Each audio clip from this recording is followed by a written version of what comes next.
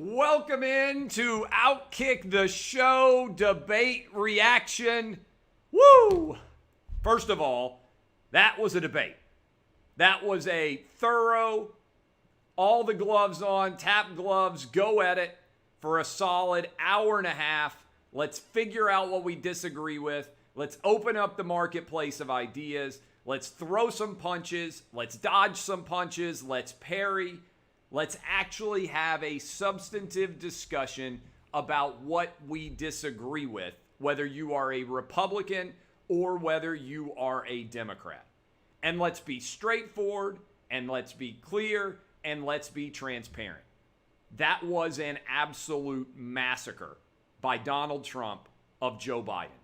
I don't think there is a single Democrat out there with a functional brain or a single Republican out there with a functional brain that watched that debate and said Joe Biden won.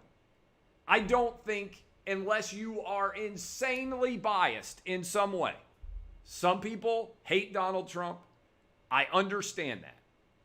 That was an evisceration. And to me, the moment that symbolized that evisceration more than any other was with about 9 minutes to go. Joe Biden looked down at his watch, and it was as if he was seeing for himself whether or not he was going to be able to finish the round. It's like in a boxing match when they slap on the mat to let you know that there's only a little time remaining. Joe Biden was in the corner hoping to hear with his ear that ring was getting slapped because he was getting knocked all the way around, time after time after time. Now, here are my notes. You can zoom in if you want. These are all the notes that I took while I watched the debate. First of all, let's start in order here. But that, to me, that looking at the watch moment, that was the moment that symbolized Joe Biden is aware that he's on the ropes and it's not going very well for him. And I thought there were so many different moments where the Biden camp had to be cringing. And I'm going to walk through all of the reactions. But right now, as you are watching, in the comments on Periscope, on YouTube, on Twitter, on Facebook, on all the different places where you're able to consume this right now, let me know. You can vote yourself who won this debate, Biden or Trump, okay? The first topic, let me also give some props here. Kristen Welker, didn't know her at all, wouldn't have known her face, wouldn't have known her in any way. I thought she did a fantastic job as a moderator. And the reason that you know somebody did a fantastic job as a moderator is if you were watching objectively, the questions that she asked should make you wince on behalf of either Trump or Biden an equal number of times. Because she should be delivering such a good punch of a question that you're like, woo, I don't know how they're going to respond to this one. And she had a bunch of those. And I understand everybody wants to talk about whether somebody's biased or not. I think at the end of the debate, both sides should be equally rattled about some of the questions, but also simultaneously think, yeah, she got us a couple of times. She landed a couple of good punches, but she also landed punches the other way, right? That's what a good debate moderator should be doing. I thought by and large Welker did a good job. I also thought both the president and Vice President Biden did a pretty good job not talking over each other and at least ensuring that this was an exchange of ideas as opposed to a battle over who could talk the loudest. I thought Trump, and in particular, last debate, did not do his best job allowing him to make the case. There are a lot of different things that I want to get into from my notes. COVID started the debate. Joe Biden, to me, his entire argument for being elected president is based on fear porn. That's it. Joe Biden has become a corona bro. He wants to shut everything down. He thinks everybody's going to die. Woe is America. There's no way to deal with this virus. Joe Biden is the king of the corona bros. Joe Biden wouldn't want the Big Ten playing on Saturday. Joe Biden wouldn't want sports going on in general. Joe Biden, I'm afraid, if he gets elected, is going to shut us all down again. and I want you to look at me straight on because this is me talking. I don't care. I'm not getting locked down again. All right? I am not shutting down my house. I'm not refusing to go anywhere. I'm not refusing to allow my kids to go to school. It's time to get back to work in this country. Whether you're a Republican, a Democrat, an independent, we cannot ever shut down for this virus again. Okay? Period. We now know that there was no reason to shut down schools. Everybody should have kept going to work. This overreaction is, I think, at this point, entirely political. If this virus had hit any other time than in a presidential election year, probably at any other president other than Donald Trump, it would have been nowhere near political whether or not kids go to school. Okay? Whether or not you are able to watch a friggin' football game would not have turned into a political morality play. Okay? I understand a lot of people are partisan, and it doesn't matter what happens in the debate in terms of what decisions you are going to make. Joe Biden just got knocked out. And he got knocked out because I thought that from the moment in this debate, he refused to rule out shutdowns. Joe Biden refused to rule out shutdowns at all. Okay? That's not acceptable to me. We can never shut down again over COVID. If you're a mom out there and you got kids in school, if you're a dad and you got kids in school, you know what I'm talking about. Shutdowns again should be a non-starter, and I think 85% of Americans basically agree with me. And I'm fired up about this because the people who suffer the most from shutdowns are the poorest Americans. Because people who have jobs like I do, people who can work on computers, people who have access to be able to go direct, whether it's a television studio, radio studio, commuter jobs aren't necessary. I don't have to work on a day-to-day basis in contact with people. I'm fortunate in that respect because my job still exists. But if you told me that I couldn't go to work as a bartender or a waiter or as someone who works at a hotel in the tourism industry, I'm sorry. They've got to be able to go to work, and their kids have to be able to go to school so they can go to school. A lot of these kids don't have access to Wi-Fi. They don't have access in any way to highly functional laptops and computers. They can't get online and do the work that rich kids do. They can't have pods set up where they have tutors come in. It fires me up as somebody who went to public school K through 12 and wasn't born with a silver spoon in my mouth. I'm one of the kids that would have been struggling. We didn't have a computer at home when I was a kid. We didn't have the internet till I left. And then we had the dial-up internet when I came back home. I didn't have an email address before I went to college. Those kids, the ones trying to catch up like me, the ones trying to create a better life for themselves who don't already have tremendous advantages, those are the kids that are falling behind and might never catch up. I was one of those kids. I know the importance of public school. I have lived it. And we're not allowing those kids to go to school. In my home city of Nashville, I went to public school K through 12, Nashville City Schools. The reason I was able to get scholarships to college and law school because of Nashville City Schools. The reason that I am now filthy rich, a big reason why, is because of the education that I got in Nashville City Schools. If I were a kid today in Nashville City Schools, I wouldn't be able to go to school. And I would be falling behind all the other rich kids who can go to private school or who live in the suburbs and have their schools still open. This is a big deal to me. The shutdown was wrong. It's a tremendous failure, the biggest public policy failure of our current lives. And Joe Biden wouldn't even say that he would refuse to do it again. He would make that same mistake. So Trump has said, and I'm going back to my notes now, but I get fired up about this, the cure can't be worse than the disease. And he's right. Also, demonstrating his corona broness, Joe Biden said New York is a great example of something where things went well. This is Joe Biden reading the New York Times, not actually looking at the data. Look at me clearly here. Andrew Cuomo, the governor of New York, is out on a book tour right now bragging about having a New York Times bestseller. He's the worst politician in most of our lives when it comes to the death rate in his state.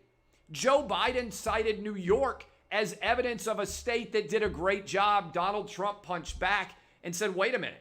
There are 40,000 people who died in New York. They have the worst record in the world, other than maybe New Jersey. The idea that Joe Biden would be citing New York as a place where there were a lot of good things that happened as a success story from the coronavirus is evidence that he's not even able to analyze the most basic data there. Donald Trump made an explicit argument to open the country up. The only thing I would have added to it is, if you look at the economies right now in the country, do you know who's doing the best? The South. The unemployment rate in the South is much better than it is in New York or California or other places. And guess what? The death rate often isn't as bad. That means, as Joe Biden likes to say, we can walk and chew gum at the same time. We can battle the virus and open our economies back up and protect all the people who are dying deaths of lockdown-influenced dilemma. That was the opening of the debate. On national security, Joe Biden said, I shouldn't probably say this. And anytime you say in a debate, I shouldn't probably say this, he brought up Hunter Biden. He said that that he brought it up, and then Donald Trump followed up and said his son and his brothers are like vacuum cleaners for cash, which is an incredible line. Biden stumbled and forgot which country he was talking about. He also tried to have a Clintonian defense when he said that he himself didn't get money. Notice he didn't say that Hunter Biden didn't get money from Ukraine and China, which may or may not have ended up with him. He said that he, meaning Joe Biden, didn't get the money. That's an important distinction. It reminds me of Bill Clinton saying that depends on what the word is means, right? There is no sexual relationship, present tense. He didn't say there wasn't. This is going to be a big deal, I think, this Hunter Biden mess. Biden tries to pivot at that point to get out of the mistake that he created for himself, the hole that he dug, and he tried to talk about families around the table don't want to hear about our families. They want us to talk about their families. And that's an old school political rhetorical move, and Trump actually called him on it and said, hey, that's what career politicians do. They sit around and talk about families around the table. He should be talking about his own family because he's asking you to vote for him, and that's what matters right now. Cages on immigration. How many times did Donald Trump say, who built the cages, Joe? All of the criticism on immigration, and the line that most people are going to remember is the cages line. Obama and Biden created the cages that many of these families were put in. And Joe Biden never would actually address that because his administration, the Obama-Biden administration, was responsible for that. Asked about immigration reform, this is amazing too. Biden said it took too long to get, and he said, I'll be president, not vice president, which is a criticism of Obama. Joe Biden specifically criticized Obama on immigration by saying, I'll be president, not vice president, implying that Obama didn't do enough on immigration and saying it explicitly when he said it took too long. On racism, I thought Trump was brilliant here. He knew race was going to come up, and he immediately pivoted to the 1994 crime bill that Joe Biden sponsored and immediately went after Joe Biden. Turned that question brilliantly into an opportunity to point out that Joe Biden has his own skeletons in the closet, so to speak, on racism. He also laid a trap for Biden because he's been saying this line for a long time. With the possible exception of Abraham Lincoln, I've probably done more for black people in this country than any president. Now, it's an amazing line. It's vintage Trump to say that other than Abraham Lincoln, who freed the slaves, I'm not sure anybody's done more for black people in this country. It's absolute aggrandizement on Trump's part, but Joe Biden then walked right into that trap and said the Abraham Lincoln line, and Trump went back and ridiculed him for using it because Joe Biden misattributed it. He also said, I ran because of you. Donald Trump looked directly at Joe Biden and said, I ran because of you, because for 8 years you didn't do anything. And he kept coming back over and over and over again to the idea, you're all talk and no action. You've been in office for 47 years. If you had all these great ideas, why didn't you do them before now? That's a great closing argument. A lot of people out there can understand that. Wait a minute, you were just vice president 3.5 years ago. If you have all these brilliant ideas, you've been an elected official for 47 years. If you haven't done that yet, why should we believe that you're suddenly going to accomplish it in one term as president when everybody immediately is going to be angling to try to replace you because you're so old you're not going to be able to run again? It's a fantastic line of attack. You're all talk and no action. I ran because of you. Also, the Trump crazy hyperbole. I'm the least racist person in the room. No idea who else is in the room, but Donald Trump proclaims himself to be the least racist person in the room. And also, this is a big deal.